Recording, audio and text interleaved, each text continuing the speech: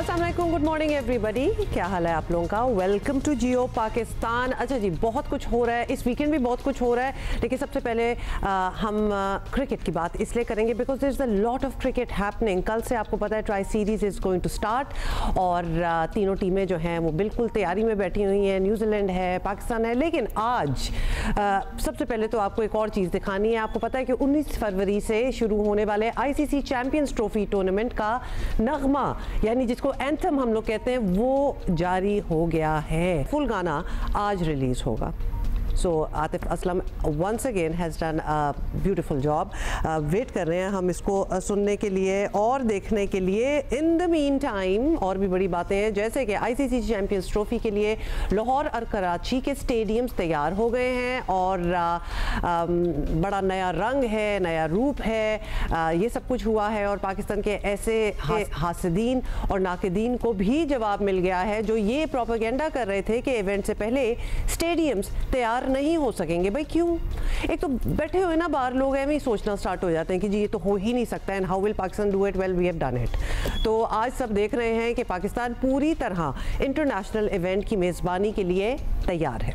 वज़ीर आज़म शहबाज शरीफ रंगारंग तकरीब में आज कदाफ़ी स्टेडियम का इफ्तिताह करेंगे। तो आज वो ओपनिंग सेरेमनी जो है वो स्टेडियम की होगी। मैच तो आपको पता है ना, ट्राई सीरीज़ कल से शुरू हो रहा है। तकरीब में नामवर गुलकार, बड़ी आवाज़ें हैं जी, जादू जगाएंगे और तमाशाइयों के दाखला जो है वो मुफ्त है। So this is like a treat for Lahore that you can actually just go there and enjoy yourself। और 8 फरवरी की तो आई है कि कल से ट्राई सीरीज शुरू हो जाएगी। सोहेल इमरान, आपको पता है कि उनकी नज़र रही है थ्रू आउट कि ये स्टेडियम्स कैसे बन रहे हैं, हमें बताते भी रहे हैं रंगों के बारे में और क्या क्या एडिशंस हैं, everything he is been telling us. तो अभी हमें बता रहे हैं अबाउट द इफ्तिताही तकरीब एंड ऑल्सो कि स्टेडियम एक्चुअली मुकम्मल हो चुका है। राशिद लतीफ़ ने हमें ज्वाइन किया। राशिद भाई, क्या हाल है आपका? और मैं तो कहूँगी हर किसी को मुबारक हो ये completion on time of the stadiums, बिल्कुल, क्योंकि there is a lot of cricket starting tomorrow. तो सबसे पहले तो आपने भी अभी देखा होगा, क्या कहेंगे? खूबसूरत लग रहा है वैसे काफ़ी। बहुत खुशी की बात है कि कंप्लीट हो गया टाइम पे, क्योंकि सोशल मीडिया पे जिस तरह से कैंपेन चलाई गई कि कंप्लीट नहीं होगा, लेकिन हमें उम्मीद थी, क्योंकि इससे पहले भी कर चुके हैं। मोहसिन नकवी साहब कर चुके हैं, पंजाब गवर्नमेंट का हिस्सा रहे, चीफ मिनिस्टर रहे और बहुत सारे काम कर चुके हैं। उसके साथ साथ यहाँ पे सरीना के बराबर में जो काम हो रहा था रोड का, अंडरपास वगैरह, वो भी कंप्लीट हो गए यहाँ पे, क्योंकि वो भी रास्ता खुल गया पिंडी स्टेडियम के लिए। ये बड़ा ओकेजन है पाकिस्तान के लिए, स्पेशली 96 के बाद अब हमें ICC के इवेंट की मेज़बानी मिल रही है, जिसको भरपूर तरीके से हमें करना है कराची, लाहौर और रावलपिंडी, इस्लामाबाद में। और क्रेडिट जाता है पाकिस्तान क्रिकेट बोर्ड को, तमाम उन वर्कर्स का जिन्होंने दिन रात अंत तक मेहनत की और इसको कामयाब तरीन बनाया, क्योंकि उनको भूलना नहीं चाहिए जिन्होंने दिन रात, क्योंकि मौसम इतना अच्छा नहीं था, बहुत सर्दियां थी, जिसमें उन्होंने सारे चीजों को बाला ताक रखते हुए अपने काम किए और इसको सर अंजाम दिया। 117 दिन में करना, जिस तरह सोहेल भाई ने कहा, बड़ा कारनामा है ये पाकिस्तान क्रिकेट बोर्ड का। एब्सोल्युटली, और बड़ा ही ज़बरदस्त मतलब टारगेट पे इन्होंने जो रखा हुआ था कि जी अब तक हमें ये कंप्लीट हो जाना चाहिए। बड़ा अच्छा उनका टाइमलाइन जो है वो चलता रहा। ये तो खैर हम स्टेडियम की खूबसूरती की बात कर रहे हैं और ऑब्वियसली शायकीन आएंगे, एंजॉय करेंगे और दुनिया की नज़रें होंगी। Obviously internationally it's going to be watched, after all ICC का इवेंट है। लेकिन ज़रा पिचेस वगैरह पे ऑब्वियसली पिच क्यूरेटर तो और होते हैं, जैसे कि चलें चैंपियंस ट्रॉफी की हम बाद में बात करेंगे। ट्राई सीरीज कल से इंशाल्लाह स्टार्ट हो रही है, टीमें आ चुकी हैं, प्रैक्टिस भी हो चुका है, तो पिचेस भी उसी मुताबिक बनी होंगी। कोई क्यूरेटर बाहर से आते हैं? ट्राई सीरीज तो खैर हमारी अपनी है, तो पिच कौन बनाता है? देखिए, पिच इसके बाहर से हमने लिया हुआ है, जो 3 साल का कॉन्ट्रैक्ट किया है। ऑस्ट्रेलियन हमारे पास क्यूरेटर है, वो काम करते हैं, लेकिन काफी दिनों से मैचेस नहीं हुए कदाफी स्टेडियम बिल्कुल लाहौर में, क्योंकि काम चल रहा था, रेनोवेशन का काम था। 4 माह या 6 माह से मैचेस नहीं हुए। अगर पिच थोड़ा बहुत भी खराब खेलती है ना, तो उस पर लोगों को नाराज नहीं होना चाहिए, क्योंकि यहाँ पे हुआ नहीं है, मैचेस नहीं हुए। मैचेस जरूरी होना। अमूमन कज़ाफी स्टेडियम की पिच काफी साजगार होती है, बैटर्स के लिए 280 290 रन का पार स्कोर होता है यहाँ पे। लेकिन अगर किसी वजह से अगर ना भी बने इतने रन तो थोड़ा टाइम जरूर लगता है, 2-3 मैचेस लगेंगे कि दोबारा से पुराने वाली पिचेस वापस आ जाए, क्योंकि जब आप खेल नहीं रहे होते पिचेस की कंडीशन बहुत अच्छी नहीं होती। सर्दियां हैं, उसको आपको मेंटेन करना पड़ता है पिचेस के ऊपर। लेकिन पाकिस्तान के पास ऐसे कुरेटर है, और स्पेशली बाहर से जो लिया हुआ है, नाम मुझे याद नहीं आ रहा उनका, लेकिन उनको लिया हुआ है, वो तमाम पाकिस्तान के जो स्टेडियम्स हैं, टेस्ट प्लेइंग जो टेस्ट मैच वो है हमारे पास स्टेडियम, उनकी देखभाल करते हैं और दूसरे भी स्टेडियम को देखते हैं वो। Which also means के कुछ मैचेस के बाद बेहतर मतलब पिच जिस तरह उसको परफॉर्म करना चाहिए, जिस तरह पिच होनी चाहिए, तो हम बेहतर स्कोर्स देखेंगे, इसका मतलब ये हो गया। जी, और गद्दाफी में तो बिल्कुल होने चाहिए, हमें हाई स्कोरिंग मैचेस नजर आने चाहिए। अभी नहीं तो चैंपियंस ट्रॉफी में तो जरूर नजर आने चाहिए, क्योंकि अभी 8-10 दिन है हमारे पास के पिचेस को रवा कर ले, उसको खेलेंगे मैचेस, उस पर प्रैक्टिस होंगी, तो मजीद बेहतर हो गए। चैंपियंस ट्रॉफी या ट्राई नेशन में भी 300 रन बनेंगे तो उसी शायकीन क्रिकेट को मजा आएगा। जब से T20 क्रिकेट आई है तो हर कोई चाहता है कि अटैकिंग क्रिकेट देखे, तो हर कोई यही चाहेगा कि पाकिस्तान में मैचेस है, पाकिस्तान की टीम खेल रही है तो मैक्सिमम रन करें और होम कंडीशन को यूटिलाइज करें।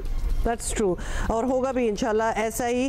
अब बताएं ज़रा, कल के मैच के हवाले से बात कर लेते हैं जो होने जा रहा है न्यूजीलैंड पाकिस्तान का। बहुत से लोग ये कह रहे हैं कि ये एक बड़ा समझे ये एक टेलिंग किस्म का मैच होगा, क्योंकि चैंपियंस ट्रॉफी में भी पहला मैच जो है वो पाकिस्तान न्यूजीलैंड का है। तो कल को ऑलमोस्ट ऑब्वियसली एक और सीरीज़ है, we would like to win this series also, लेकिन एक ऑलमोस्ट एक डेमो हो जाएगा कि कल के मैच में ये पता चल जाएगा कि which team is the most stronger team for champions trophy. देखिए, हमारे कुछ नए प्लेयर्स आए हैं जो कि सेंट्रल कॉन्ट्रैक्ट का हिस्सा नहीं थे। 4 से 5 प्लेयर हैं, कुछ दिलशाह हो गए, फकर तमान हो गए रिसेंटली, या फ़हीम अशरफ, इनको रिसेंटली 2 माह पहले ही इनका सेंट्रल कॉन्ट्रैक्ट खत्म हुआ था। अब इनको प्लेइंग 11 में लेके आना है, और यहाँ से हमें चैंपियंस ट्रॉफी की प्लेइंग 11 मिल जाएगी। तो शकील खेलते हैं या ताहिर तैयब खेलते हैं, तैयब ताहिर खेलते हैं, ये देखना होगा। और नंबर 3 पे कौन खेलते हैं, बाबर आजम खुद आते हैं वहाँ पे, या 3 नंबर पे कामरान आते हैं। इसके अलावा हमें स्पिन बॉलिंग अटैक में देखना पड़ेगा कि अबरार है हमारे पास, बाकी 2 Khushdil Shah part time bowler allrounder हैं, और एक सलमान अली आगा है। इनमें हमें देखना पड़ेगा। न्यूजीलैंड की तरफ से भी कुछ नए प्लेयर्स आए हैं। नए प्लेयर्स मतलब कि बहुत वसी तजर्बा नहीं है उनके पास। ट्रेंट बोल्ट इंटरनेशनल क्रिकेट छोड़ चुके हैं। टिम साउदी अभी रिसेंटली वो रिटायर हुए इंटरनेशनल क्रिकेट से। एडम मिलने वो फिट नहीं थे, वो नहीं आए। तो जो इनका फास्ट बॉलिंग का स्क्वाड जो डोमिनेट करता हुआ है वो मिसिंग है। तो इन्होंने बेन सीयर्स को लिया है, वो अच्छे बॉलर है, और के उनके पास जो वो भी 5-6 वनडे खेले हुए, ज्यादा नहीं खेले हुए।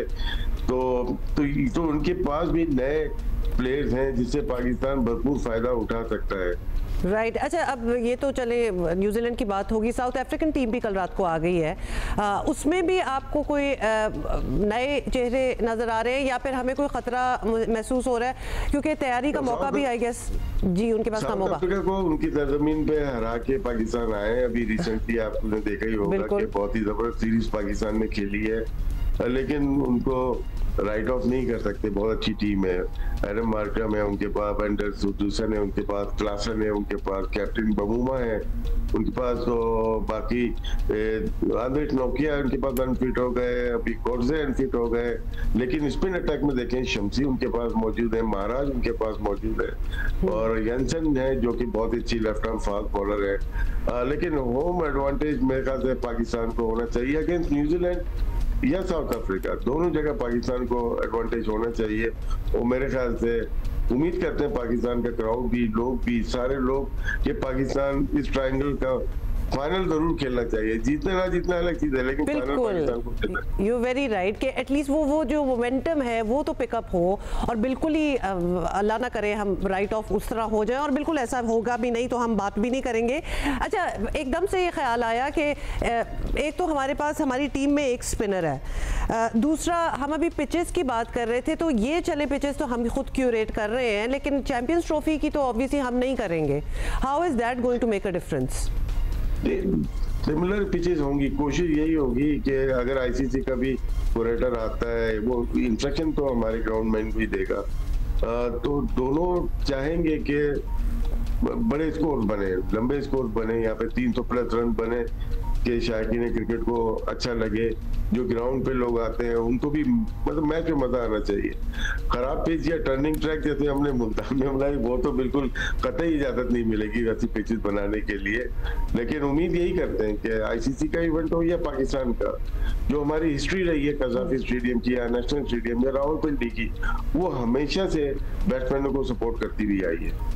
अच्छा, लेकिन पिंडी में तो शायद पाकिस्तान, अगर हम सिर्फ पाकिस्तान की बात करें ट्राई सीरीज़ की, तो ऑब्वियसली पिंडी में तो मैचेस नहीं होंगे, कराची और लाहौर में होंगे, लेकिन हमें होम एडवांटेज असूलन होना तो चाहिए, बिकॉज ऑब्वियसली जिस तरह हम इंडिया को भी देखते हैं कि जब इंडिया में कोई मैचेस हो रहे होते हैं तो वो हमेशा इंडिया को खुद के लिए वो क्यूरेट करते हैं।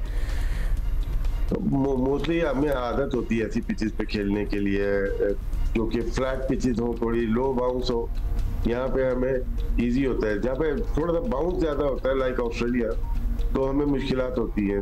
तो जब दूसरी टीम यहाँ पे आती है लाइक साउथ अफ्रीका, न्यूजीलैंड, उनको कामयाबी पाकिस्तान में मिली है क्योंकि पास में उनको सपोर्ट मिली है, यहाँ पे डे नाइट मैचेस में सपोर्ट मिल जाती है। मुझे याद है 97-98 में टूर्नामेंट शान पोलाक ने एक ही ओवर में 3 या 4 आउट कर दिए थे।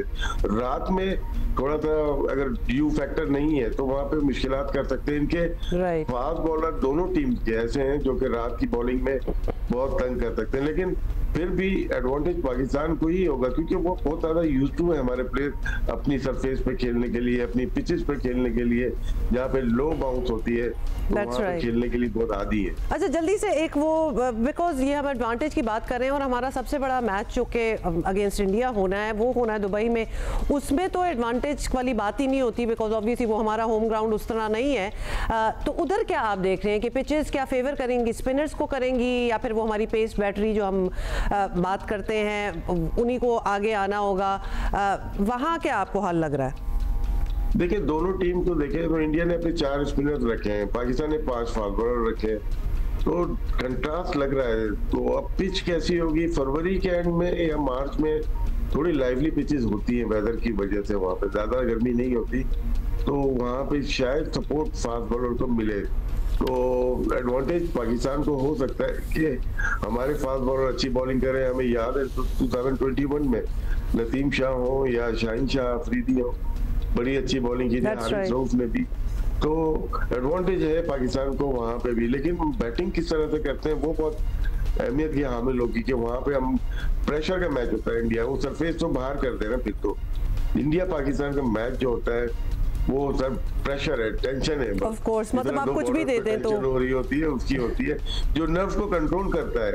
मोस्टली हमने देखा भारत को और ज्यादा एडवांटेज होता है क्योंकि वो अपनी नर्व्स को कंट्रोल करते हैं, अपनी एक्सपेरिमेंट ज्यादा नहीं करते। हाँ वो तो सब कुछ ठीक है, लेकिन वही बात होगी कि जितना हमें एक एक्साइटमेंट स्लैश टेंशन होती है प्लेइंग अगेंस्ट इंडिया, उनको भी उतनी ही होती है, तो वो प्रेशर जो है ना वो 50-50 डिवाइड आप कर ले क्योंकि दोनों टीमों पे होता है। जो नर्व्स को कंट्रोल करता है फिर वो कामयाब हो जाता है। That is right. राशिद भाई, thank you for being with us this morning. So आज जबरदस्त किस्म का जो मेला है वो सजने वाला है लाहौर में with the opening of the stadium. बड़े बड़े सिंगर्स हैं, वैसे कोई नाम नहीं हम दे सकते सिंगर्स। आयमा बेग का मैंने सुना है and she is a very like big performer in the sense कि वो बड़े क्राउड्स के सामने बड़ा ज़बरदस्त परफॉर्म करती हैं। अली ज़फ़र का भी हमने सुना है, आतिफ असलम भी है, मैंने एमी डाल दिया है नाम, आई डोंट नो कि वो हैं कि नहीं है, हम प्रेशर डाल रहे हैं थोड़ा सा अपनी तरफ से।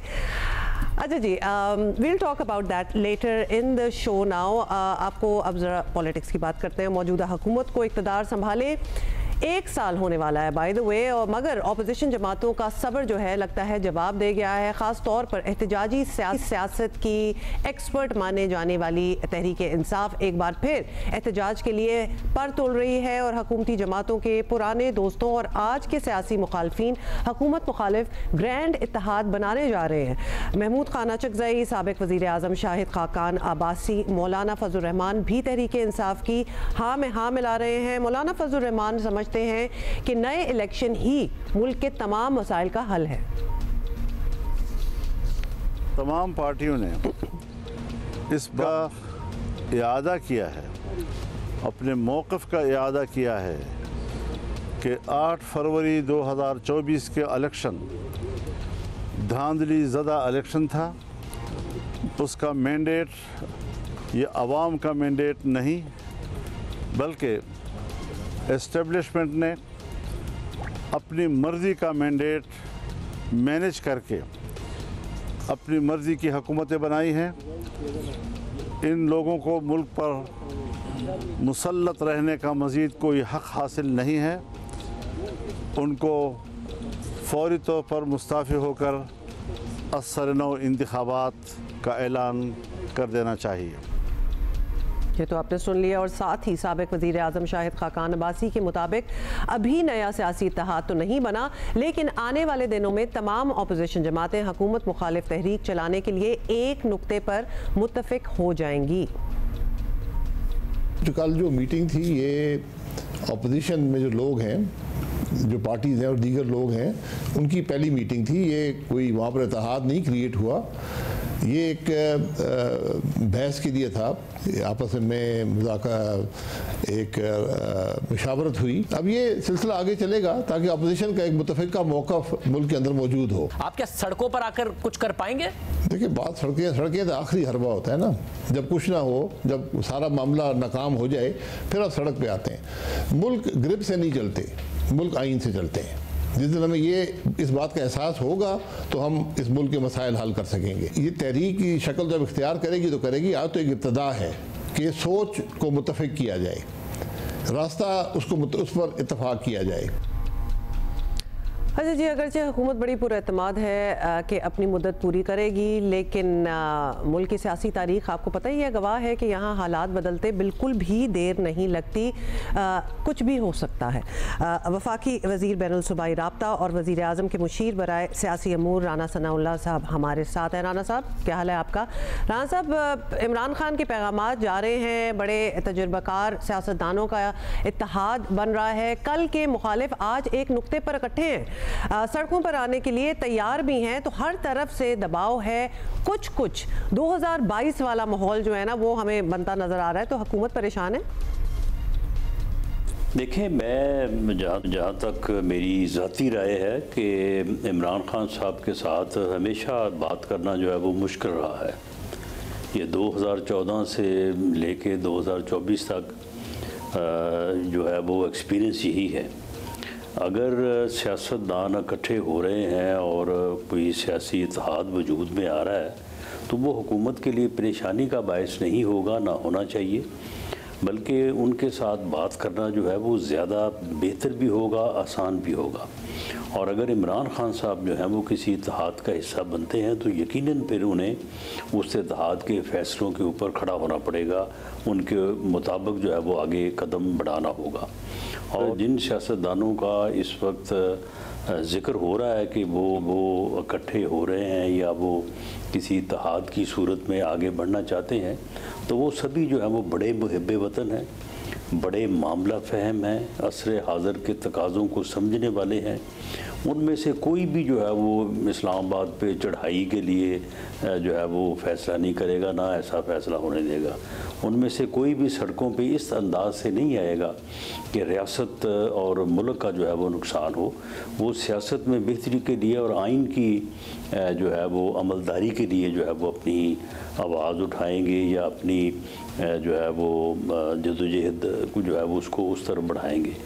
तो उनके साथ मामला फहमी करना हुकूमत के लिए मेरी एक सियासी कारकुन के तौर पे ये राय है कि वो ज़्यादा आसान होगा और बेहतर होगा। और जो भी मसाइल हैं, बहरहाल वो इलेक्शन से मुतल्का हों, वो किसी जो है वो मुतालबे से मुतल्का हों, वो आइन की अमलदारी से मुतल्का हों, सियासतदान अगर आपस में बैठेंगे, बात करेंगे तो उससे मामला सुलझेंगे, उलझेंगे नहीं। हाँ, लगता तो हमें भी यही था, खासतौर पे जब पीटीआई बैठे थे, फिर बैठे और फिर ना नहीं बैठे। मतलब तो वो भी चीज़ें ज़रूरी नहीं है, दे कम टू समथिंग। अच्छा, ये बताएं कि इस इत्तेहाद से और कुछ हो या ना हो, मुस्लिम लीग नून को पुराने दोस्तों की तो याद ज़रूर आई होगी। और 26वीं तरमीम के बाद मौलाना साहब के ड्राइंग रूम को हुकूमती लीडरशिप ने काफ़ी रौनक बख्शी है। तो आपको लगता है कि मौलाना को मनाया जा सकता है और वो इलेक्शन के मुतालबे से पीछे कैसे हटेंगे? मतलब किस तरह आप उन्हें कन्विंस करें? आपकी ये बात इस तरह से दुरुस्त नहीं है कि हमें पुराने दोस्तों की याद कभी भूली नहीं है तो फिर दोबारा से क्यों याद आना है, वो हमेशा से हमें याद है। मौलाना फजलुर रहमान साहब की आपने बात की तो 26 तरमीम के मौके के ऊपर हमने कब उनके ड्राइंग रूम को रौनक नहीं बख्शी थी, बल्कि बार बार बख्शी थी। और जो इब्तदा में हमारे से थोड़ी सी कुताही हुई उसका भी हमने जो है वो अजाला किया। और 26वीं तरमीम जो है वो आपके इल्म में है कि वो मौलाना फजलुर रहमान साहब को साथ लेके हमने की, और हमारा ये पूरा इरादा था या हमारा ये एक सोचा समझा फैसला था कि उनके बगैर हमने तरमीम की तरफ जो है वो नहीं बढ़ना था। तो अब भी मौलाना फजलुर रहमान साहब से भी बात होगी, बाकी जो सियासतदान हैं उनकी भी साथ बात होगी। और मामला फहमी में ऐसा तो नहीं होता कि किसी का मुतालबा हो और उसे मनोवन तस्लीम कर लिया जाए, उसमें जो है वो मुज़ाकरात या सियासतदानों के दरमियान जो है वो इतनी स्पेस होती है, कुछ माना जाता है और कुछ मनवाया जाता है। तो इसी तरह से मामला जो है वो अगर कोई ऐसा इत्तेहाद वजूद में आता है तो उनके साथ बैठ के हम मामला फहमी करेंगे। तो फिर तो बड़ा पॉजिटिव आपकी बातों से एक इशारा मिल रहा है, क्योंकि अगर वज़ीर आज़म ख़ुद मौलाना के पास जा सकते हैं तो शाहिद खाकान अब्बासी या फिर मिफ्ता इस्माइल ये तो आपके अपने लोग थे, तो उनसे भी बात करने का कोई चांस हो सकता है, राइट? देखें, जहाँ तक शाहिद खाकान अब्बासी साहब का तल्लक है या मिफ्ता इस्माइल साहब का तल्लक है, वो हमारे बहुत बाइज़्ज़त और बहुत अच्छे साथी हैं। और जब वो पार्टी में थे तो उनकी वजह से जो है वो बड़ी एक अच्छी राय जो है वो हमें मिलती थी। उनके जाने का हमें नुकसान है और हम ये चाहते थे कि वो ये फ़ैसला ना करें, लेकिन बहरहाल वो अपना फ़ैसला करने में जो है वो आज़ाद थे। तो अब भी हमारा उनसे दोस्तों का राब्ता रहता है, जब भी ज़रूरत पड़ी तो वो हमारे पास आ सकते हैं, हम उनके पास जा सकते हैं, उनकी राय से हम जो है वो मुत्फिक हो सकते हैं, वो भी हमारी राय को जो है वो वज़न देंगे।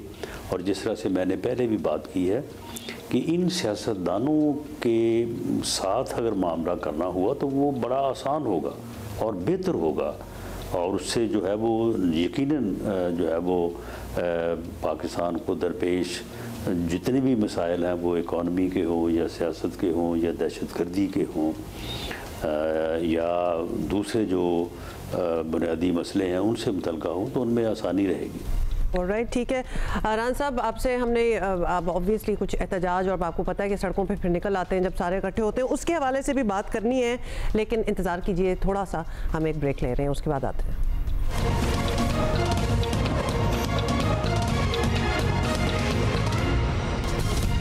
Welcome back. और राना सनाउल्लाह साहब हमारे साथ हैं, हमारा इंतज़ार कर रहे हैं, थोड़ी सी और बातें उनसे करनी है। राना साहब, thank you so much for waiting for us. Rana साहब, हम बात कर रहे हैं ये जो यूनिटी कायम हो रही है आपके अपोनेंट्स में, ये मैं कहूँगी, बताएं कि अब आज की तारीख में तो यही नज़र आ रहा है कि ये जमातें जो है ये इकट्ठी होंगी और फिर सड़कों पर निकलेंगी।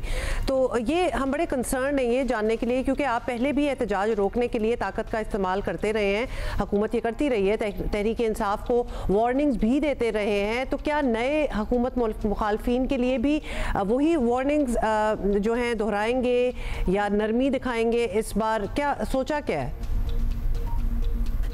देखें, आपने इस सिलसिले में जिन मुअज़्ज़ज़ सियासतदानों का आपने ज़िक्र किया है, उनके साथ साथ बाकी भी और बहुत सारे नाम हैं। तो आप ये देखेंगे कि वो अगर इकट्ठे होंगे तो वो हमारे साथ बैठ के बात करेंगे, वो हुकूमत के साथ मुज़ाकरात और नेगोशिएशन के ऊपर, डायलॉग के ऊपर यकीन रखने वाले लोग हैं। और अगर किसी वजह से उन्होंने अपने मुतालबात के हक़ में जो है वो एहतजाज करना हुआ तो उनका एहतजाज जो है वो कानून और के मुताबिक होगा। वो सर से कफन बांध के जो है वो बंदूक उठा के जो है वो एहतजाज नहीं करेंगे। वो जो जमहूरी तरीका है पार्लियामेंट के अंदर भी और पार्लियामेंट के बाहर भी, और ऐसा एहतजाज जो है उसके ख़िलाफ़ कतन ताकत का इस्तेमाल नहीं होना चाहिए, ना होगा। और उनका एहतजाज जो है जब वो कानून और आइन के दायरे में होगा तो बिल्कुल उस एहतजाज को भी जो है वो ना सिर्फ उसको बर्दाश्त किया जाएगा बल्कि उसको इज़्ज़त दी जाएगी। तो इसलिए ये एक मुनासिब बात है कि अगर मुल्क के जो सियासतदान जो गवर्नमेंट में नहीं है, जो अपोजिशन में है, अगर वो इकट्ठे होते हैं तो इससे सियासत मजबूत होगी, इससे कोई कमज़ोरी का तसर नहीं उभरेगा। ठीक है, बहुत बहुत शुक्रिया राना साहब, आपने ये भी बता दिया। और आप समझ रहे हैं कि अब जो लोग अगर इनका इत्तेहाद हो जाता है, ये साथ हो जाते हैं इसी वजह से, तो एक जिसको कहते हैं ना कि एक रीज़नेबल बातें होंगी and you can reason with them, तो लिहाजा इतना वॉलेटाइल एहतजाज शायद नहीं होगा, होपफुली। शुक्रिया, thank you so much for being with अस। अच्छा जी, अब और भी बड़ी बातें हैं, और एक बात जो हमें ज़रा आज सोचा कि ज़रा टाइम है तो हम इस पर बात कर लेते हैं। और कोई शक नहीं रह गया कि मसनूई ज़हानत यानी आर्टिफिशियल इंटेलिजेंस जो है वो अब दुनिया बदलने जा रही है। तालीम हो, रिसर्च, तहकीक हो, तरक्की, सनत, सेहत, ज़राअत, हर शोबे में इनकलाब आने को है और पाकिस्तान भी इसके लिए ख़ुद को तैयार कर रहा है। पाकिस्तान की पहली AI पॉलिसी फरवरी के आखिर तक मुकम्मल कर ली जाएगी और बिल पर बड़ी हद तक काम हो चुका है। अबू धाबी में AI एवरीथिंग ग्लोबल 2025 के नाम से होने वाली आलमी कॉन्फ्रेंस में 70 ममालिक से 500 से ज़ायद जो हैं वो पार्टिसिपेंट्स हैं और 150 सरमायाकारों ने शिरकत की है, जिसमें पाकिस्तान की 11 बड़ी टेक कंपनीज और 30 से ज़ायद माहिरीन ना सिर्फ शरीक बल्कि AI एप्लीकेशंस और एडवांसमेंट्स का मुजाहरा भी किया है। तो ये बड़ी ज़बरदस्त किस्म की बात है, क्योंकि आखिर तो आपको पता है कि यही है कि AI हज़ारों लाखों नौकरियां खा जाएगा। Now we need to find out कि ऐसा होगा कि नहीं होगा। होपफुली नहीं होगा। तो हम बात करेंगे computer education expert COMSATS university के प्रोफेसर हैं डॉक्टर उसामा एजाज बाजवा। डॉक्टर उसामा, सबसे पहले तो इसी बात से शुरू कर लेते हैं कि जो एक खौफ है कि AI आ गया तो जी सारों की नौकरियां गईं, ये होगा कि नहीं होगा, ये पहले तो ये क्लैरिटी दें हमें। अस्सलाम वालेकुम। अच्छा, एक बात, शायद जब पहली दफा पहिया इजाद हुआ था तब भी ये स्टार्ट हुई होगी बात कि ये काफी सारे लोगों का काम जो है उसको खत्म कर देगा, और स्टिल यही डिस्कशन चल रही है। यस, कुछ जॉब्स रिप्लेस होंगी और मेरा ख्याल है कि अब आइडिया की वक़्त जो है वो शायद आपकी जो नॉर्मल प्रैक्टिसेस हैं उनसे ज्यादा हो जाएगी। सो स्टिल हमारे पास अभी टाइम है कि हम अडॉप्ट कर लें इन तमाम नई चीज़ों को, ताकि हम रिप्लेस ना किए जा सके। जी, अच्छा, ये आपने कहा अडॉप्ट कर लें, लेकिन कोई ऐसी पॉलिसीज़ भी होनी चाहिए होंगी जो कि एटलीस्ट ये तयन कर सकें कि इक्वल डिस्ट्रीब्यूशन होनी चाहिए ह्यूमन रिसोर्स की और AI की। क्या ये जो पॉलिसीज़ बन रही हैं अब दुनिया में, उनमें ये बात भी हो रही है? जी, access to the IT infrastructure और जो ये पॉलिसी गवर्नमेंट ला रही है, इसका एक पार्ट शायद यही कि हर किसी को मुसावी एक्सेस हासिल हो ऐसे सिस्टम्स की। और मेरा ख्याल है कि जितना I mean the world is actually a global village, everybody is connected. आप देख रहे हैं कि टिकटॉक का यूज या किसी गांव की हद तक हो रहा है, everybody is connected, so everybody has got the chance कि वो इन नई चीज़ों को सीख सकें, अपने रोज़मर्रा के कामों में आसानी पैदा कर सकें, इन टूल्स तक उनकी दस्तरस हो। तो मेरा ख्याल है कि इट्स ऑलरेडी देयर। अच्छा, आपने ग्लोबल विलेज की बात की है, the world is a global village, लेकिन हम इतना डिवाइड हैं, मतलब there are developed nations and there are under developed nations. Do you think AI has the potential to bridge that gap somehow? कुछ ऐसी चीज़ें भी इन द मेकिंग हैं जिससे ये एक प्रॉब्लम भी सॉल्व होने की तरफ आए? एग्जैक्टली, जिसका मैंने अभी पहले कहा ना कि AI आपको एक कैपेबिलिटी दे रही है कि शायद आपके पास वो तमाम सलाहियतें नहीं हैं, but at least you have an idea जिसको आप जो है वो किसी लेवल पे लेके आ सकते हैं। तो इस वक्त जो वर्थ है वो आइडिया की है। So if you have got that idea, so you have got all the tools, चाहे वो फ्री हों, पेड हों, जिनके थ्रू आप उस अपने आइडिया को जज कर सकते हैं and you make it happen actually. Right, well we are hoping ऐसा ही हो। डॉक्टर साहब, आप हमारे साथ हैं, यूर एन एजुकेशनिस्ट, तो हमें ये ज़रूर बताएं कि how do we prepare the new generation for this huge advancement. मतलब अगर हम आर्टिफिशियल इंटेलिजेंस की बात कर रहे हैं, हम तो वो जनरेशन है, we have been thrown into it and we are just learning, लेकिन जो अभी पढ़ रहे हैं उनके लिए क्या होना चाहिए? It should be a part of their curriculum courses, they need to learn and they need to know how to get the maximum potential जो इसका है आउट ऑफ इट। जी, ये बहुत अच्छा सवाल है। अभी तक शायद हम साथी के तौर पे इस बात को हजम नहीं कर सके कि स्टूडेंट्स जो हैं वो अपनी असाइनमेंट्स के अंदर ChatGPT को इस्तेमाल करें। मेरा ख्याल है कि इसको पार्ट बना लेना चाहिए। वी शुड प्रमोट के स्टूडेंट्स जो हैं इन टूल्स को यूज करके they come up with something better, they build on those things.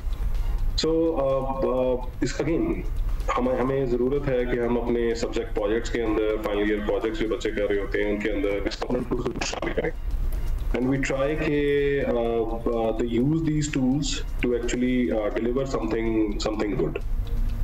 Great and the same would be for the faculty as well, क्योंकि स्टूडेंट्स जो है वो ज़्यादा अडेप्ट हैं विद डूइंग दैट। अच्छा, हमारे साथ हैं कि नहीं हैं professor doctor Usama? Well, thank you, you were with us. लेकिन ये बात उन्होंने बड़ी अच्छी एक कर दी कि हमारे लिटरली हमारे जो एजुकेशनल सिस्टम्स हैं उसमें इसको इनकलकेट करना पड़ेगा so that we can make better, you know, इसका एडवांटेज हम लें। ये हमारी ही मदद के लिए बनी है। और फैकल्टीज़ जो हैं, टीचर्स जो हैं, उन लोगों को भी अप टू डेट होना पड़ेगा इस नए मीडियम में। अच्छा जी, once again thank you doctor Usama Ejaz Bajwa थे हमारे साथ। अभी हम छोटी सी ब्रेक ले रहे हैं, will be right back.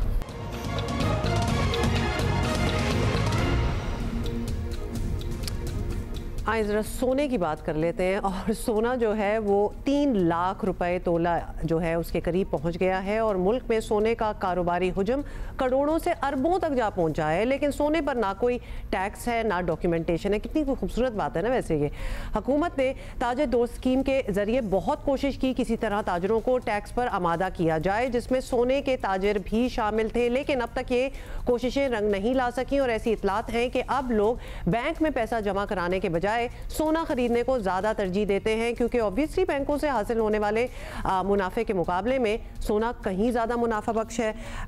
So people have been doing that for a while, लेकिन अब तो मोर देन एवर। ज़रा इसी पे बात कर लेते हैं। माहिर माशियात साबिक चेयरमैन FBR हैं शबर जैदी साहब हमारे साथ हैं। शबर जैदी साहब, पाकिस्तान में सोने की कीमत जो है वो 3 लाख रुपए तोले के करीब पहुंच चुकी है। इसकी वजूहात तो ऑब्वियसली बैरूनी है, लेकिन इम्पैक्ट जो है वो हमारे ऊपर भी आता है। तो आपकी नज़र में अब क्या हम सोने की ख़रीदारी में कमी देखेंगे, क्योंकि ऑब्वियसली इतनी ऊपर बात चली गई है? पाकिस्तान में जो सोना है वो जो खरीदारी हो रही है और सोना जो बाय कर रहा है वो एक तरीका है अपनी नाजायज दौलत को रखने का आसान तरीका है। क्योंकि ये सारा जो डील होता है, कारोबार हो रहा है, ये सारा अनडॉक्यूमेंटेड है। तो अगर किसी के पास नाजायज दौलत है तो सबसे बेहतर तरीका ये है कि वो सोने की डलियां लेके घर पे रख दे और जब जरूरत हो उसको जाके बेच दे। चलिए ये तो है, लेकिन अब इसके बारे में भी वी नीड सम डॉक्यूमेंटेशन, क्योंकि जिस सतह पर ये कीमत पहुंच गई है, जो काम लाखों का था वो करोड़ों में होता है। लेकिन ना किसी को पता है कि मुल्क में सोना कितना है, आता कहाँ से है, टैक्स है नहीं, डॉक्यूमेंटेशन कोई नहीं है, कोई देता भी नहीं है। तो ये कमाल ही नहीं हो गया कि मतलब ये एक फ्री फॉल एक चीज़ चल रही है? इसकी वजह ये है कि पैसा तो करप्शन का बढ़ रहा है, उसके करप्शन के पैसे को इस्तेमाल की जगहें कम होती जा रही हैं, प्लॉटों और चीज़ों में कम हो गया है, डॉलर अवेलेबल नहीं है। तो जो हराम का पैसा और नाजायज पैसा है उसके रखने के लिए अब चंद चीज़ें बची हैं जिनमें सोना सबसे आगे आता है। देखिए मेरी बात सुने, पाकिस्तान में मैं वाहिद इंसान हूँ जिसने सोने की बरामद के बारे में बात की थी। मेरे हिसाब से पाकिस्तान में 4 से लेकर 15 टन तक सोना तो हर हर साल में मार्केट में ऐड होता है। और जहां तक मेरी इंफॉर्मेशन है, एक तोला भी पाकिस्तान में ऑफिशियली इंपोर्ट नहीं होता। अब आप समझदार हैं, खुद डिसाइड कर लेंगे कहाँ से आता है। नहीं, वो तो खैर सारे ही समझ जाते हैं, लेकिन एक्चुअली इसके बारे में करना क्या है, रोकथाम। This is such an easy way कि आप अपनी ब्लैक मनी को आप वाइट मनी कर दें, मतलब आप सोना खरीद लें, जिसके बारे में तो कोई पूछ ही नहीं रहा। शबर जैदी साहब, thank you very much for being with us this morning. हम ले रहे हैं एक break. This is going to be a headline break, थोड़ी देर में मिलेंगे। Good morning.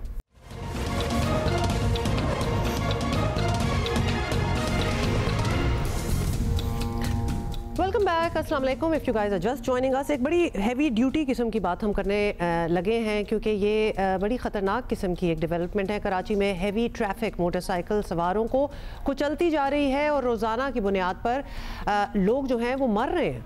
रवां साल 69 अफराद ट्रैफिक हादसात में ज़िंदगी खो बैठे और ख़ास तौर पर जो है डंपर मौत, अब अपने हमने इसको एक टर्म ही दे दी है क्योंकि क्या कह सकते हैं, डंपर मौत की अलामत बने हुए हैं। और गुज़िश्ता 2 दिनों में ट्रैफिक हादसात में 7 अफराद की जान गई है।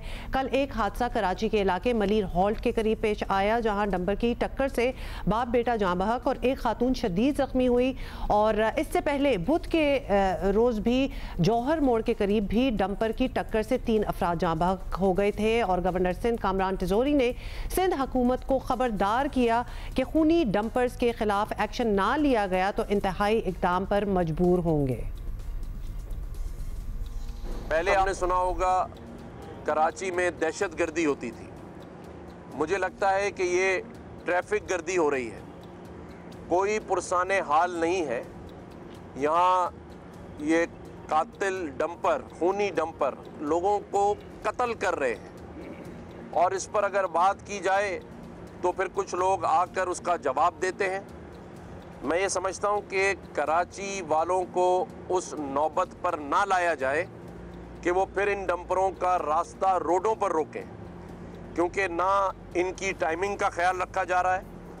मैं आईजी सिंध से भी कहूँगा कि रिपोर्ट तलब करें कि जब ये डंपर्स अपनी टाइमिंग के अलावा रोडों पर नज़र आते हैं तो फिर वो ट्रैफिक एहलकार मुअत्तल क्यों नहीं होते।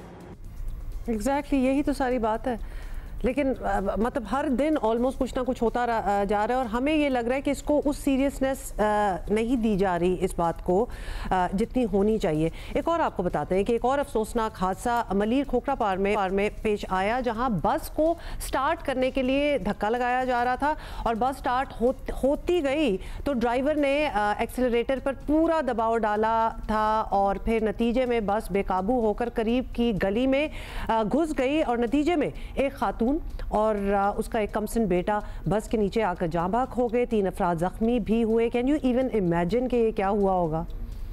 वीडियो भी साथ आप देख सकते हैं। तर्जुमान सिंध हुकूमत नादिर गबोल का कहना है कि भारी गाड़ियों के खिलाफ महकमा एक्साइज ट्रैफिक पुलिस 1-2 रोज़ में मुश्तरका एक ऑपरेशन शुरू करने जा रहे हैं और सिंध हुकूमत की जानिब से पहले भी हैवी ट्रैफिक को नज़्म व ज़ब्त के दायरे में लाने के दावे तो होते रहे हैं, लेकिन फिर देख ही रहे हैं अगर मतलब इतना कुछ हुआ होता तो ये सब कुछ तो ना होता ना। बस बदकिस्मती से ज़बानी कलामी बातों के सिवा अब तक कुछ नहीं हो सका।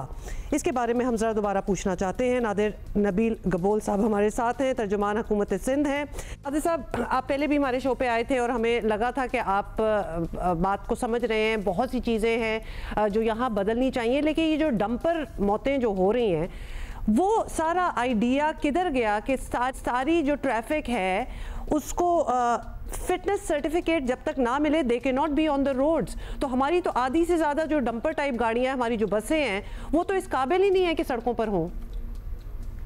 जी अस्सलाम वालेकुम to you and your viewers. देखिए, this is a very alarming situation and जो फिटनेस सर्टिफिकेट है उसके लिए अभी एक रोड चेकिंग कमेटी तश्कील कर दी गई है, जिसकी जो चेयरमैनशिप है अंडर द प्रोविंशियल जो सेक्रेटरी होता है for the provincial transport authority, वो चेयरमैनशिप करेंगे। इसमें रीजनल ट्रांसपोर्ट अथॉरिटी के चेयरमैन मेंबर हैं, एक एसएसपी फ्रॉम ट्रैफिक पुलिस होंगे और 3 persons from the motor vehicle inspection wing of the government of Sindh. तो इस पर अभी सख्ती से जाएगा। अनफॉर्चुनेटली जो पिछले 2 या 3 वाकयात हुए हैं हेवी ट्रैफिक रिलेटेड, उसका बेसिक इशू ये था कि even though the law is already there कि 11 बजे से पहले these heavy trucks cannot operate, but because some categories are allowed by the court, वो categories क्या है? एक तो solid waste management की गाड़ियाँ हैं, उसके अलावा एक जो है water tankers हैं और एक जो है वो construction material की गाड़ियाँ जैसे FWO वगैरह। तो वो कोर्ट ने इजाज़त दी है, गवर्नमेंट ने इनको इजाज़त नहीं दी है। But because of this alarming rise in traffic related deaths, अभी आज से ही इंशाल्लाह इस पे काम शुरू हो जाएगा। कल ये कमेटी तश्कील कर दी गई थी और जब आप कहते हैं कि काम शुरू हो जाएगा तो वो एग्जैक्टली क्या काम होगा? क्योंकि हम आपको बता दें, आपने जो कहा है ना कि कोर्ट से इजाज़त मिली हुई है, जैसे कुछ कंस्ट्रक्शन या फिर water tankers and all that, लोगों को वो डिफरेंस नज़र नहीं आता, वो तो हर चीज़ सामने आ रही होती है। तो लिहाजा वो कोर्ट ने इजाज़त 3 को दी होगी, वो 30 जो है ना वो निकल रहे हैं और वो इसी तरह ही सड़कों पर हैं। So we want to know कि आप एग्जैक्टली क्या करेंगे? उनको क्या बंद कर देंगे गाड़ियों को अगर आपको इस तरह नज़र आती हैं? Are you going to empower your traffic police to work at it? What's the plan? The laws are already very strict. अगर कोई गाड़ी other than these categories are found on the road, तो ये गाड़ियाँ जब्त कर दी जाती हैं। अगर कोई ड्राइवर विदाउट प्रॉपर लाइसेंस पाया जाता है तो उसको अरेस्ट कर दिया जाता है। I can already tell you कि इसी साल के पहले महीने में जनवरी में around 500 truck drivers have been arrested and 35,000 challans have been issued. अभी जो नई मोटर व्हीकल जो रोड चेकिंग कमेटी तश्कील कर दी गई है, they will set up tickets जगह जगह जहाँ पे ये कुछ जो सेंसिटिव एरियाज हैं, जहाँ हाई अमाउंट ऑफ पॉपुलेशन या हाई अमाउंट ऑफ पीपल होते हैं, इवन अगर जहाँ पे अलाउड है बाय कोर्ट, उन गाड़ियों की भी फिटनेस चेक करेंगे, उन ट्रक्स की फिटनेस चेक करेंगे। If any issue is found, there will be the drivers can be arrested और fined, the trucks can be impounded. And I hope कि इंशाल्लाह ये जो गवर्नमेंट ने ये सीरियस एक मेजर लिया है इमरजेंसी सिचुएशन में, in the next few days you will definitely see the results. We will be talking to you again if we don't see the result, क्योंकि वो honestly जब हम देखते हैं ना कि नाके लगे होते हैं हर जगह और गाड़ियों को, प्राइवेट गाड़ियां लोगों की रोक रहे होते हैं, मोटर बाइक्स को रोक रहे होते हैं और एक बहुत ही एक मिसमैनेजमेंट, छोटी छोटी बातों पे उनके चालान हो रहे होते हैं। हमने कभी नहीं देखा कि बड़ी गाड़ियों को, बड़ी गाड़ियाँ मीनिंग ये जो डंपर्स हों या फिर आपको नज़र आ रही हो कि गाड़ी should not be in this traffic, उनको कभी नहीं रोका जाता। तो हमने वो चीज़ विटनेस नहीं की। दूसरी, आपने अरेस्ट की बात की है, लेकिन ये जो ट्रॉले आप ले लें, वाटर आप ले लें, चिंगचियाँ आप ले लें, ये अंडर एज ड्राइवर्स होते हैं ज़्यादातर, they have no paper work at all, they have no licences, तो उसका भी तो कुछ करना पड़ेगा। जी, इसलिए I am humbly submitting to you that when these tickets are set up, obviously अगर कोई ऐसा ड्राइवर पाया जाएगा जो अंडर एज है या विदाउट लाइसेंस है, तो he will be arrested on the spot. And I don't think इतने सख्त punishment के बाद anybody will risk coming on the road without proper licensing, या वो जो कैटेगरीज हैं जो कोर्ट ने अलाउ किए उनके अलावा कोई गाड़ी आई एम श्योर अभी आपको नजर नहीं आएगी। when strict measures are taken, you see immediate results, and obviously एक भी शहरी का अगर जान जाता है कराची या किसी भी सिंध के शहर में, तो गवर्नमेंट ऑफ सिंध के लिए एक बड़ा एक सेंसिटिव सब्जेक्ट होता है, and we do not want any life to be lost, especially in such an incident of traffic violation. तो इस पे काम इंशाल्लाह आज से शुरू, आप देखेंगे जो कल मैंने बयान दिया था तब तक मुझे था कि 1 दिन में स्टार्ट होगा। Can the public also report? Are you going to set up like a helpline or something? Because बहुत सी चीज़ें होती हैं, चले हम दे देते हैं ये कि हर जगह नज़र नहीं शायद रखी जा सकती, लेकिन the public can be a voice. They can also report कि जी यहाँ ये ट्रैफिक मामूल के हिसाब से रोज़ यहाँ फिरती है and it should not be allowed. कोई पब्लिक अवेयरनेस हो जहाँ पब्लिक को भी पता हो कि क्या चीज़ रोड पे हो सकती है, क्या नहीं हो सकती, बिकॉज आपको पता है ना कि बहुत से दुनिया को तो अपने राइट्स ही नहीं पता होते। तो ये कोई अवेयरनेस का कोई प्लान भी आप लोग बना रहे हैं ताकि लोग भी, आम आवाम भी आपकी मदद कर सके? बिल्कुल, आजकल तो सोशल मीडिया का दौर है, and if anybody finds such a heavy truck या एनी व्हीकल, वो तो फिर नाज़िर साहब आपको पता ही है कि कोई चीज़ वायरल होती है तो सामने आती है, ना वायरल हो तो फिर वो निकल जाती है। अभी जो सिंध पुलिस का स्पेशली जो सोशल मीडिया प्लेटफॉर्म्स है, they are very responsive, be it on Facebook, be it on Twitter. तो if any citizen finds such a car और सच अ ट्रक, उसकी बिल्कुल वीडियो बनाएं, एंड सिंध पुलिस के जो पेज है उस पर आप, फेसबुक पेज है उस पर आप मैसेज करें, उस पर फौरी तौर पर एक्शन किया जाएगा। एंड सिटीजन से गुजारिश ये है कि उन गाड़ियों का नंबर प्लेट क्लियरली शो हो, ताकि फिर उन गाड़ियों को बाद में आइडेंटिफाई करके ट्रैक डाउन भी कर सके। And this is actually a very good suggestion. इसके लिए एक्साइज डिपार्टमेंट से भी रिक्वेस्ट करूंगा मैं, और गवर्नमेंट को एक अच्छा एक आइडिया दिया सकता है कि जो एक्साइज डिपार्टमेंट है उसका भी एक हेल्पलाइन सेटअप किया जाए। नाज़िर साहब, एक और चीज़, we are short on time, लेकिन एक और चीज़, अक्सर ये होता है ये डंपर वगैरह, और अभी भी ऐसा ही हुआ है कि पूरा मार के लोगों को कुचल के गाड़ी वहाँ छोड़ के खुद भाग जाते हैं। Now if we had a working safe city system तो ये भाग भी ना सकें और ये पकड़े जाएं, बिकॉज ऑब्वियसली हर जगह कैमराज होंगे। तो उस पर भी कोई इमरजेंसी वॉर फुटिंग पे काम हो रहा है कि जो कैमराज एक तो मजीद लगाएं, जो लगे हुए हैं वो काम तो करें? जी बिल्कुल, I had the privilege of visiting the safe city project का जो हेड ऑफिस है, जहाँ पे सारे स्क्रीन लगे हुए हैं। ये जो आईजी साहब का जो ऑफिस है, सेंट्रल पुलिस ऑफिस जिसको बोलते हैं, मेन IIT रोड पे, I visited it personally 2 weeks ago and I was highly impressed। ये AI टेक्नोलॉजी इनके अंदर combined इन कैमरास के साथ, so you know they actually track down the number plates, the face of the driver। तो ये इस पे काम स्लोली से स्टार्ट हुआ था, अभी तक 1300 कैमरास लग चुके हैं, but more than 15,000 cameras will be set up inshallah in the next 2-3 months।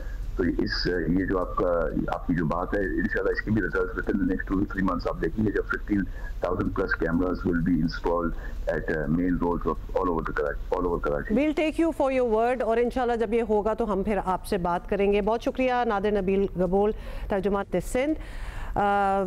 ये तो कह रहे हैं कि बेहतरी आएगी, लेट्स सी, क्योंकि इन्होंने जो कैमरास वगैरह की बात की है, मतलब अभी इंसिडेंट में ये डंपर का ड्राइवर तो फरार है, वो तो भाग चुका है, तो वो तो मिला ही नहीं है अभी तक। So these are the things जो बहुत कॉम्प्लिकेट कर देती हैं सिचुएशन को। ये हुकूमत सिंध के तर्जुमान ने अपनी ऑब्वियसली रीजनिंग्स दी हैं, लेकिन अब ज़रा एक और पर्सपेक्टिव लेते हैं। We are hoping they no more. DIG traffic police Karachi Ahmad Nawaz Cheema साहब हमारे साथ हैं। अहमद नवाज चीमा साहब, कराची में डंपर्स दीगर हैवी ट्रैफिक की वजह से होने वाले हादसा बढ़ रहे हैं और इनमें जानी नुकसान भी मुसलसल हो रहा है। ट्रैफिक पुलिस की नज़र में इसकी वजह क्या है? क्योंकि एक तो पर्सपेक्टिव हमने सुन लिया, आपको क्या लग रहा है? मैं आपके तवज्जुह से ये बताता चलूं कि गुज़िश्ता साल के मुकाबले में इन साल जो है ट्रैफिक हादसा जो कि हैवी ट्रैफिक की वजह से होते हैं, उसमें नुमायां कमी देखी गई है। गुज़िश्ता साल जो है इनका तनासब कराची शहर के अंदर 40 से 41% का दरमियान था, जो कि इस साल जो है वो 32% पे आ गया है। और Karachi traffic police heavy traffic खसूसी जो है उसके ऊपर इन्फोर्समेंट और उनको कवायद ज़वाबित के मुताबिक गाड़ी चलाने के ऊपर बहुत ज़्यादा तवज्जो कर रही है। और इस सिलसिले में हमने इस साल तकरीबन 489 जो ड्राइवर्स हैं उनको गिरफ्तार भी किया है, उनके खिलाफ FIR भी दर्ज की हैं, और जो वक्त की पाबंदी है और लेन की पाबंदी है और तेज रफ्तारी से इज्तनाब है, उस सिलसिले में हम मुसलसल कार्रवाइयाँ कर रहे हैं और साथ साथ उनकी जो फिटनेस है उसकी कैंसिलेशन करके उनको मुतल्लिका इदारे के पास वापस रवाना कर रहे हैं कि वो अपनी गाड़ियों की हालत। अच्छा, ये आपने अभी फिटनेस की बात की है, तो एक ये तजवीज़ भी बार बार आती रही है कि हैवी ट्रैफिक हो, ख़ासतौर पर डंपर्स, वाटर टैंकर्स वगैरह जो हैं, इनकी फ़िटनेस और लाइसेंसिंग के लिए अलहदा निज़ाम हो और सख्त जो हैं वो लॉज जो हैं वो बनाए जाएँ। तो ऐसा होने से आपको लगता है कि फ़र्क पड़ेगा? जी बिल्कुल, ये बहुत ही एक अहम इशू है कि हमारे पास जो हैवी ट्रैफिक कराची में चल रही है, खुसूसन जो गाड़ियां वाटर टैंकर के तौर पे इस्तेमाल हो रही हैं और जो डंपर्स इस्तेमाल हो रहे हैं, उनके फिटनेस के मसाइल बहुत ज़्यादा हैं। बहुत पुराने मॉडल की गाड़ियां जो कि वाटर टैंकर्स के तौर पे इस्तेमाल हो रही हैं या कन्वर्ट करके गाड़ियां जो है वो वाटर टैंकर्स बनाए जाते हैं, उनकी जो मैकेनिकल फिटनेस उस हिसाब से नहीं होती जिस हिसाब से वो लोड लेके जाते हैं, और जो सड़कों के ऊपर जो गड्ढे होते हैं उसकी वजह से उनकी जो फिटनेस है वो शदीद मुतासर होती है और उनको बार बार हर 3 माह के बाद उनकी फिटनेस को रिव्यू करने की ज़रूरत होती है। इस सिलसिले में हमारी जो ट्रांसपोर्ट डिपार्टमेंट है उसके साथ मुशावरत हुई है और अभी फौरी तौर पे तो ये किया जा रहा है कि कराची के अंदर एक जॉइंट कमेटी बनाई गई है जिसमें कि जो सेक्रेटरी PTA और सेक्रेटरी RTA और उसके अलावा जो मोटर व्हीकल एग्जामिनर्स हैं वो ट्रैफिक पुलिस के साथ शहर के मुख्तलिफ मकामात पर जहाँ के ट्रैफिक हैवी ट्रैफिक की गुजरगाहें हैं वहाँ पे चेक पॉइंट लगा के ऐसी गाड़ियों की फिटनेस को चेक करेगी और उनको दुरुस्त हालत में करवाने के लिए इक़दाम उठाएगी।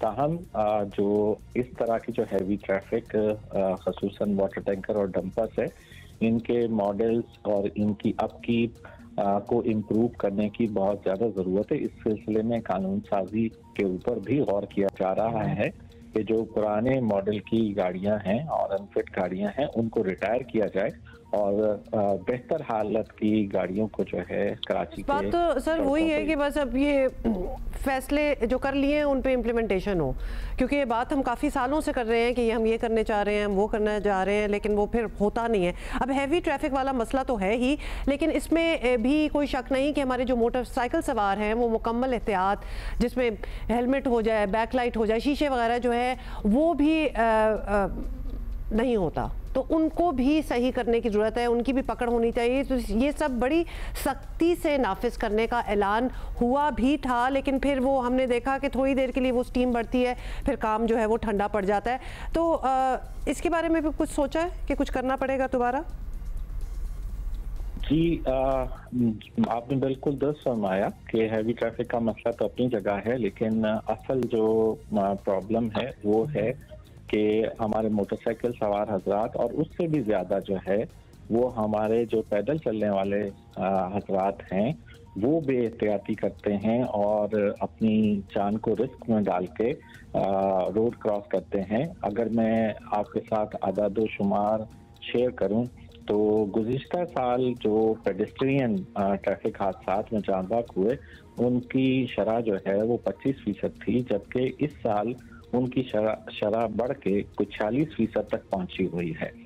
इसमें बहुत गौर तलब ये बात है कि अगर दो गाड़ियां का एक्सीडेंट होता है तो उन दोनों में से किसी एक ड्राइवर की गलती ज़रूर होती है, और लेकिन जब पेडेस्ट्रियन का हादसा होता है और पेडेस्ट्रियन की जान जाती है तो मैं समझता हूँ कि उसमें जो पेडेस्ट्रियन है उसकी गफलत लाजमी होती है कि वो ऐसी जगहों पे रोड क्रॉस करते हैं और तेज रफ्तारी से रोड क्रॉस करते हैं जिसकी बाइस वो हादसे का सबब बन जाते हैं।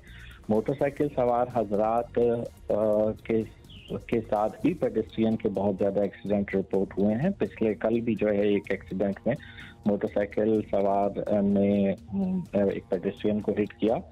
ट्रैफिक पुलिस ने मोटरसाइकिल सवार हजरात के लिए खुसूसी मुहिम 1 जनवरी से शुरू की हुई है, जिसमें हम उनके लाइसेंस और जो कम उम्र ड्राइवर हजरात गाड़ी चलाते हैं, बच्चे गाड़ी चलाते हैं, उनकी गाड़ियों को बंद भी कर रहे हैं, और साथ साथ जो है हेलमेट के ऊपर और बैकव्यू मिरर इस्तेमाल करने के ऊपर और जो मोटरसाइकिल की अगली पिछली लाइट है उसको दुरुस्त हालत में रखने के लिए बहुत ज़्यादा जो चालान जो है वो इशू किए जा रहे हैं, ताकि मोटरसाइकिल सवार हजरात अपनी जो हादसात की सूरत में उनकी जानें बचाई जा सके। बहुत शुक्रिया हमसे बात करने का डीआईजी ट्रैफिक कराची अहमद नवाज चीमा साहब। अब हम अपनी तरफ से भी आप लोगों को कह रहे हैं जो मोटर बाइक्स पे हैं प्लीज़ मतलब अपना ही ख्याल कर लें, हेलमेट ज़रूर पहने, और जो पीछे जिसको बिठाते हैं ना उसको भी हेलमेट ज़रूर पहनाएं। मतलब उसका क्या कसूर है जो आपके साथ बैठे हुए हैं। बाइक पे भी साइड मिरर्स होना बहुत ज़रूरी है। तो ये सारी चीज़ें जो है थोड़ी सी अपनी कॉन्ट्रीब्यूशन भी होनी है। ऑब्वियसली जब इतनी बड़ी एक ट्रक या डंपर या वाटर बाउजर वगैरह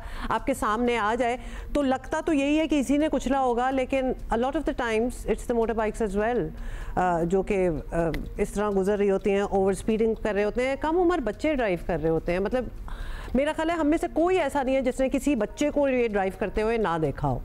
तो ये हमारी भी तो एक रिस्पॉन्सिबिलिटी है ना। मतलब स्कूल कॉलेज में अभी 18 साल के नहीं होते तो बच्चे अपनी बाइक लेके जा रहे होते हैं, छोटी छोटी गाड़ियाँ भी लेके जा रहे होते हैं, वो भी ड्राइव कर रहे होते हैं। तो ये सारी चीज़ें तो अपनी जगह हैं। अब टैंकर्स डंपर्स वगैरह की जो हमने बात की है, ऑफ कोर्स उस पर चेक एंड बैलेंस बहुत ज़रूरी है। However we have to put in our own as well. थोड़ी सी कंट्रीब्यूशन इस निज़ाम को बेहतर करने के लिए हमारी तरफ से भी होनी चाहिए। यस अच्छा, हम ब्रेक ले रहे हैं, एक ट्रिब्यूट देना था लेकिन पहले ब्रेक ले लेते हैं।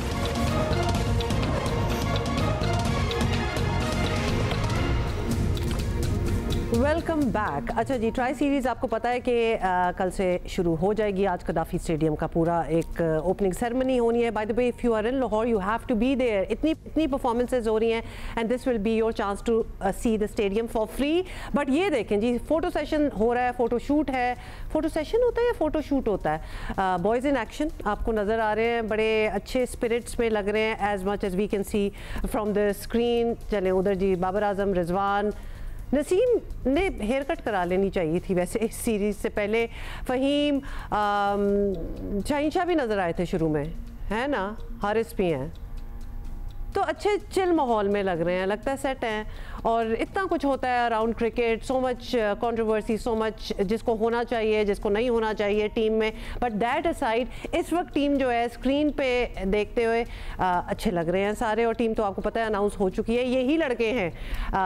तो आप इन्हीं में से पिक कर लें अपने favourites, because they will be playing for the next, मैं कहूँगी कपल ऑफ वीक्स, क्योंकि अभी तो ट्राई सीरीज़ है, उसके बाद चैंपियंस ट्रॉफी, यही टीम है जो आगे जाएगी।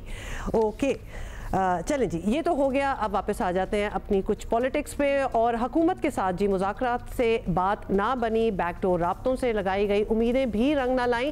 तहरीक इंसाफ अब बड़े सियासी इत्तेहाद के जरिए सड़कों पर आने की तैयारियां कर रही है, और फैसला किया गया है कि इस बार हुकूमत से एक ही मुतालबा होगा, नए इलेक्शन और बस नए election, nothing else. Tehreek Insaf की सबसे ज़्यादा उम्मीदें जो हैं वो JUI से लगी हैं, और पहले भी मौलाना फजल रहमान से कई मुलाकातें हुई हैं, और अब ये सिलसिला फिर बहाल हो गया है। गुज़िश्ता मंगल को PTI के रहनुमा असद कैसर की रिहाइशगाह पर अपोजिशन जमातों की बैठक हुई।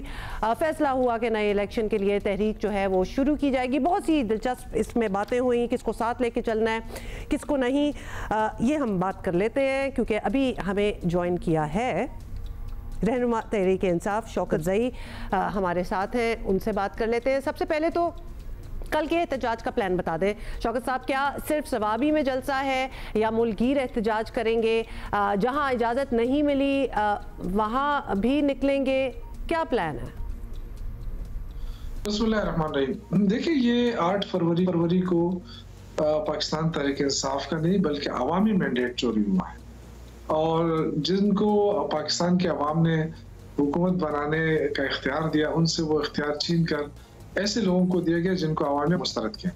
तो ये 8 फरवरी के लिए, इसलिए पूरा पाकिस्तान इसके लिए निकलेगा, इस पर एहतजाज करेगा, और सवाबी में तारीखी जलसा होगा इंशाल्लाह। उसके लिए तमाम तैयारियां मुकम्मल हो गई हैं। जो सूबाई सदर है जुनैद अकबर, उन्होंने मुख्तलिफ रीजन्स के दौरे किए हैं, और पहली दफ़ा वो खुद गए वहाँ पे और लोगों को मोबिलाइज किया है। और जहाँ तक पंजाब में जो मीनार पाकिस्तान में जलसा ना करने की इजाज़त ना देने का जो फैसला किया है हुकूमत ने, ये इंतहाई अफसोसनाक काबिल मजम्मत है, क्योंकि इस मुल्क के अंदर हम पहले से कह रहे हैं कि फस्तायत है, और यानी एक सियासी पार्टी को सियासी जलसा करने की इजाज़त ना देना इस बात का सबूत है कि मुल्क में जमहूरियत नहीं है, मुल्क में रूल ऑफ लॉ नहीं है, इंसाफ नहीं है, और अदालतों की मौजूदगी में इंसानी हकूक़ की पामाली हो रही है। तो ये बहुत बड़ी आईनी वायलेशन है कि आप सियासी इज़हार राय की आज़ादी पे कदम लगाई गई है इस हुकूमत की तरफ से। अच्छा, लेकिन अब कुछ डिफरेंट डेवलपमेंट्स हैं, उसके हवाले से बताएं, क्योंकि अभी जो एक ग्रैंड अलायंस बन रहा है, इसका ऐलान तो ऑब्वियसली नहीं हुआ, लेकिन बज़ाहिर सब एक पेज पर हैं। तो क्या कल के एहतजाज में जमीयत उलमा इस्लाम, इस्तेकाम पाकिस्तान और दीगर जमातों के लोग भी स्टेज पर होंगे, उन्हें बुलाया जाएगा, वो भी अपनी कोई स्पीचेस करेंगे? देखिए, ग्रैंड अलायंस का प्रोसेस अभी मुकम्मल नहीं हुआ है। ग्रैंड अलायंस के लिए कोशिशें हो रही हैं, और ये खुशाइन बात है कि जिन जिन जमातों के साथ रब्ता हुआ है वो तमाम जमातें जो है वो एग्री हैं, वो उनको एहसास है कि इस मुल्क में 26वीं आईनी तरमीम के जरिए आइन का हुलिया बिगाड़ दिया गया है, और एक फस्तायत किस्म की हो रही है इस मुल्क के अंदर। तो मेरे ख्याल से न सिर्फ ये कि सियासी जमातें मुतासर हो रही हैं, पाकिस्तान के आम आदमी भी मुतासर हो रहा है, क्योंकि कर्जे लेकर मुल्क को चलाने की कोशिश हो रही है, जिसकी वजह से तमाम लोग ये समझते हैं कि इस हुकूमत ने 2.5-3 सालों में जो शहबाज शरीफ की हुकूमत रही है, निगरान से पहले, निगरान के बाद, तो उन्होंने आवाम को कोई रिलीफ नहीं दिया। ये जो कहा जा रहा है कि जी मईशत बेहतर हो गई है, ट्रैक पर आ गई है, सारा सरासर झूठ है, सिर्फ कर्जे लिए जा रहे हैं। 2 सालों में 2022 से लेकर 24 तक 27,000 अरब का कर्जा लिया गया, और अब उड़ान पाकिस्तान के नाम पे जो ये अवाम को ट्रक की बत्ती के पीछे लगा रहे हैं, $1 अरब का कर्जा लेने की कोशिश हो रही है, बल्कि कोशिश नहीं, $1 अरब का कर्जा लिया जा रहा है। तो अंदाजा करें कि सिर्फ इस मुल्क को कर्जों पे ही चलाना है। आपने अपनी एक्सपोर्ट तो खत्म कर दी। एक्सपोर्ट टेक्सटाइल में सबसे ज्यादा एक्सपोर्ट हमारे टेक्सटाइल में है। 146 मिलें जो है वो पंजाब में बंद हो गई है। तो इसका मतलब है कि कहाँ से मईशत आपकी ठीक होगी? जब सियासी इस्तेकाम नहीं है तो लोग तो इन्वेस्टमेंट के लिए नहीं आएंगे। जाहिर है रूल ऑफ लॉ नहीं है, कोई पागल है कि इन्वेस्टमेंट के लिए आएगा। तो खुद हम लगे हुए हैं अपने पाकिस्तान को कमजोर करने की कोशिश करें। ये हुक्मरान होश का नाखून ले, ये सियासी इस्तेकाम लेकर आए और तब जाके मुल्क में मईशत ठीक होगी। एक तरफ आप पीटीआई को क्रश कर रहे हैं जो सबसे पॉपुलर जमात है इस मुल्क की, और दूसरी तरफ आप दावे कर रहे हैं कि जो मईशत ठीक होगी। बिल्कुल गलत, और शायद अंदाजा नहीं है इन वफाकी वज़रा को जो बयान दे रहे हैं।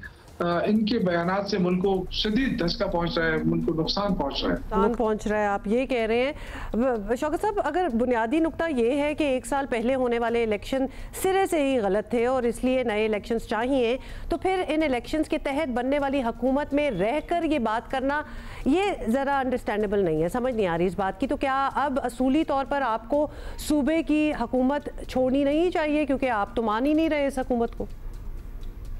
नहीं, देखिए बात यह है ना कि हमें जो मैंडेट मिला है वो आपको भी पता है कि इतनी सख्त मुश्किलात के अंदर जो तहरीक इंसाफ के उम्मीदवारों को कंपेन करने की इजाजत तक नहीं थी, इसके बावजूद केपी के लोगों ने मैंडेट दिया है, तो उसका तो हम एहतराम करते हैं। लेकिन बाकी मैंडेट तो चोरी हो गया हमारा ना, जिस अंदाज से चोरी हो आपको पता है, सारी कौम को पता है। तो हम तो स्ट्रगल तो करेंगे, लेकिन ये कहना कि जी इलेक्शन के लिए मुल्क मुतामिल नहीं हो सकता, तो क्या इस जाली हुकूमत का मुतामिल हो सकता है मुल्क? क्यों नहीं हो सकता? कोई इलेक्शन नहीं हो सकते। मुल्क में अंदर जमहूरियत तब होगी जब मुसलसल इलेक्शन होंगे, बर वक्त इलेक्शन होंगे। लेकिन यहाँ तो आवे आवे बिगड़ा है। हमने असम्बलियाँ तोड़ी कानून के मुताबिक, आइन के मुताबिक। इन्होंने कहा जी हमारे पास पैसा नहीं है, लैपटॉप के लिए पैसा है और इलेक्शन के लिए पैसा नहीं है। कितने अफसोस की बात है। मतलब लैपटॉप के लिए पैसा है और इलेक्शन के लिए नहीं है, ये तो बिल्कुल कोई कंपैरिजन नहीं किया जा सकता। शौकत यूसुफजई साहब, thank you for being with us. According to him तारीखी जलसा जो है सवाबी में होगा। Let's see how that turns out. अभी हम ले रहे हैं एक break, will be right back.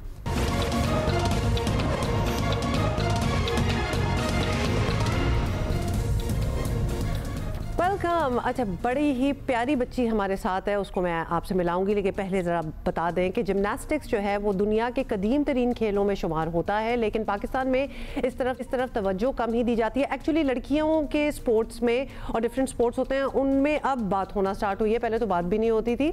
बहरहाल कुछ तब्दीलियाँ जो हैं वो नज़र ज़रूर आ रही हैं, और अभी इस्लामाबाद में होने वाली नेशनल स्टूडेंट्स गेम्स में बहुत सा नया टैलेंट जो है वो देखने को मिला, और उनमें कराची की रानिया आज़म भी शामिल थी, जिन्होंने खुद भी अंडर 11 कैटेगरी में 2 गोल्ड और 1 सिल्वर मेडल जीता, बल्कि बतौर कप्तान अपनी टीम को भी फातेह बनाया।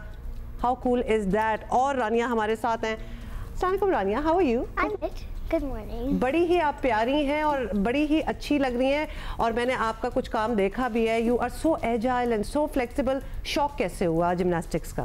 तो जब मैं छोटी थी, मतलब ये छोटी हैं, लेकिन जब मैं और छोटी थी जी, 4 साल की थी, तो मेरी बड़ी बहन ज़ारा आज़म वो जिम्नास्टिक्स करती थी। अच्छा। फिर मैं उसी के साथ करती थी, फिर करते करते मेरी शौक बन गई। फिर मेरी बहन ने छोड़ दिया, अब वो नेशनल बास्केटबॉलर है माशाल्लाह से, माशाल्लाह, वेरी और नाइस। नेशनल रोअर है। तो अब मैंने कहा था कि अब मुझे नेशनल जिम्नास्ट बनना है। तो जब मेरे शौक इतना आया तो मैंने मम्मा से कहा कि मम्मा मुझे क्लासेस में डाल दें। मैंने क्लासेस करते करते करते मैं नेशनल जिम्नास्ट बन गई। इस्लामाबाद जाकर मुझे मेडल्स मिले और अवार्ड भी मिला है। Oh how lovely is that. मतलब मुझे समझ नहीं आ रही मैं बात क्या करूं, इतनी प्यारी आवाज़ है, और मतलब डेडिकेशन देखें कि इन्होंने सोच ही लिया कि मैंने नेशनल लेवल पे ये करना है। तो ये स्पोर्ट तो ऐसा है जो स्कूल्स में नहीं होता, इतना तो मुझे भी पता है। तो फिर आपने कैसे इसको परस्यू किया? मतलब कौन आपके कोचेस हैं, किस तरह सीखा?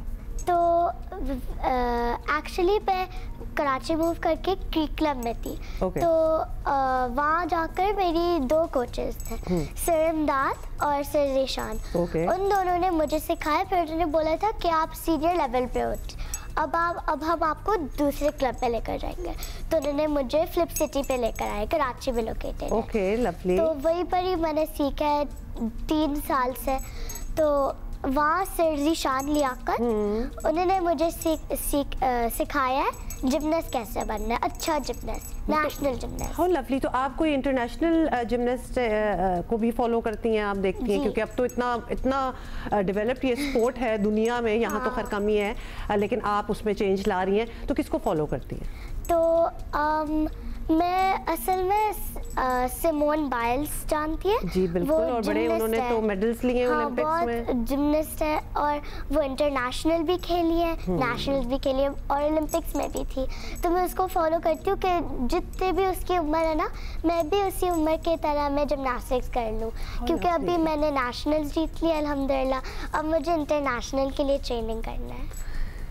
कितनी मुझे खुशी हो रही है। देखिए एक तो स्पोर्ट ही बिल्कुल डिफरेंट है, मतलब ये नहीं कि जी सारी लड़कियां फुटबॉल खेल रही हैं तो ये भी खेलें, इन्होंने चुना भी वो है जो कोई और नहीं कर रहा, और उसमें इतना आगे जाना है। Then she already has her role models, तो मुझे यकीन है कि ये बहुत आगे जाने वाली हैं।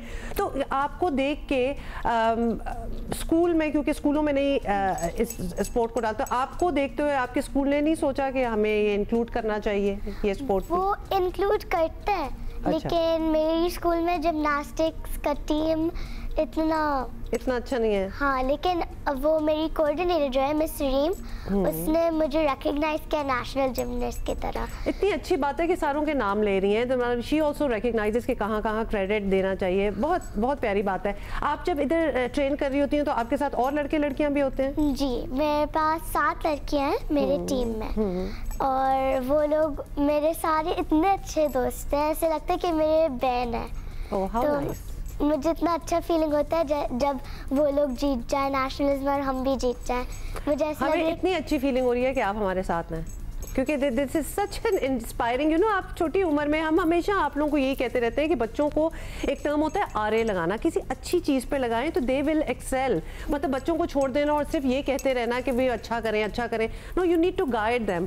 अच्छा जी, ये कुछ हम आपको शॉर्ट्स दिखा भी रहे हैं ताकि आपको ज़रा पता चल जाए कि क्या ये कमाल का काम है, दिस इज़ नॉट ईजी, और उसमें भी कंपटीशन हो और आप बाकियों को बीट करें।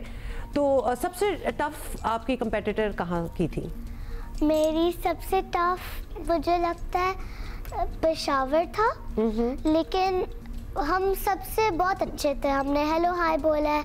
कोई लोग ने हमको थोड़ा बुरा माना है क्योंकि हमारे फर्स्ट टाइम था नेशनल जाना, और ये पेशावर, KPK, लाहौर, इस्लामाबाद, पंजाब, कश्मीर, वो लोग 2-2, 3-3 साल से आ रहे, तो उन्होंने हमको लगा कि ग्रीन टीम तो ऐसे ही फजूल होगा, लेकिन फिर आपने बता दिया कि no, we are the best, कर लिया कि हम वर्दी हैं। अच्छा, मेडल्स का बताएं। अब तक ये तो चले मुझे आपके 2 गोल्ड और 1 सिल्वर नजर आ रहा है, कितने मेडल्स आप इकट्ठे कर चुकी हैं? वो टोटल में मुझे 15 प्लस। जी, माशाल्लाह माशाल्लाह। अच्छा, next time I am sure हम आपसे मिलेंगे तो आपके बहुत ज़्यादा और हो चुके होंगे, और इंटरनेशनली भी आप तब तक कर चुकी होंगी।